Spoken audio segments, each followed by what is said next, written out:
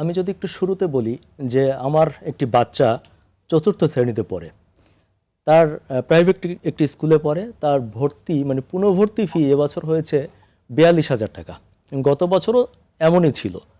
আমি ঠিক চিন্তা করে দেখলাম যে যদি একই পরিবারে দুটা বা তিনটা বাচ্চা থাকে তাহলে সেই পরিবারগুলোর কী অবস্থা।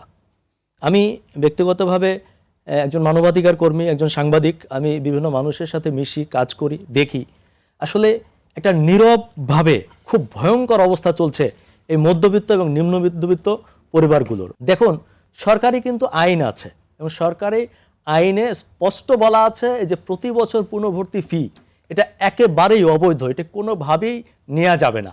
এখন এই প্রতি বছর দেখবেন আপনার যখন জানুয়ারি মাস আসে, এবছরও যখন জানুয়ারি মাসে ভর্তি প্রক্রিয়া শুরু হবে, সরকার কি করলো, তার এক মাস আগেই 23/11/2025 তারিখে একটি প্রজ্ঞাপন জারি করেছে।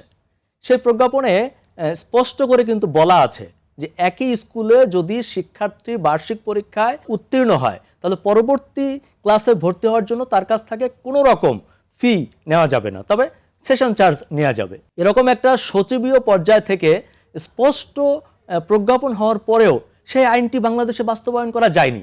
সেই নিয়মটা বলতে গেলে কেউ মানেনি, হয়তো দু চারটা প্রতিষ্ঠান হাতে গোনা মেনেছে, তবে হ্যাঁ কিছু কিছু প্রতিষ্ঠান মেনেছে। কিভাবে মেনেছে জানেন? যেমন আমার কাছে তথ্য আছে, কয়েকটি প্রতিষ্ঠান তারা ভর্তি ফি নিয়েছে খুবই সামান্য, ধরুন ২,০০০, ২,৫০০, কিন্তু ওই প্রতিষ্ঠানই সেশন চার্জ নিয়েছে ২৯,০০০।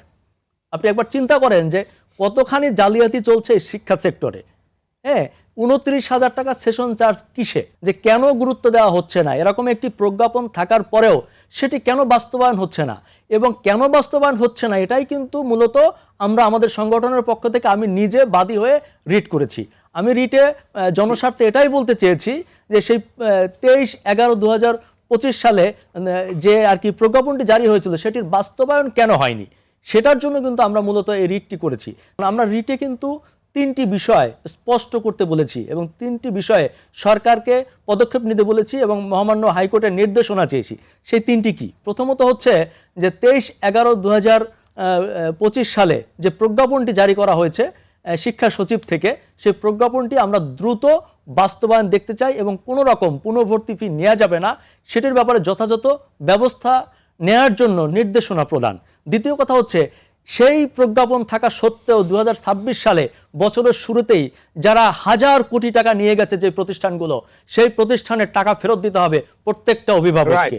এবং তৃতীয় আমরা একটা কথা বলতে চেয়েছি যে একটি মনিটরিং সেল করতে হবে, যারা এই প্রতিষ্ঠানগুলোতে মনিটর করবে এবং প্রতি মাসে মাসে এটির একটা জবাবদিহিতা থাকবে। একটা মগের মূল্যকে পরিণত হয়েছে। আমরা কথায় কথা বলছি শিক্ষা জাতির মেরুদণ্ড, মানুষ গড়ার কারিগর, আমরা মানুষ তৈরি করছি, কিন্তু যেই বাচ্চাটা ছোটবেলা থেকে এরকম দুর্নীতির মধ্যে ঢুকে যাচ্ছে, অব্যবস্থাপনার মধ্যে ঢুকে যাচ্ছে, যেখানে এই বাচ্চাটা ভর্তি করতে গিয়ে আপনি একটা ঝামেলায় পড়ছেন, পরিবারগুলো নিষ্পেষিত হচ্ছে, নির্যাতিত হচ্ছে, তার উপর তার রিজিক আপনি কেড়ে নিচ্ছেন, সেখান থেকে আপনি ভালো জাতি কিভাবে আশা করবেন? ধন্যবাদ আপনাকে।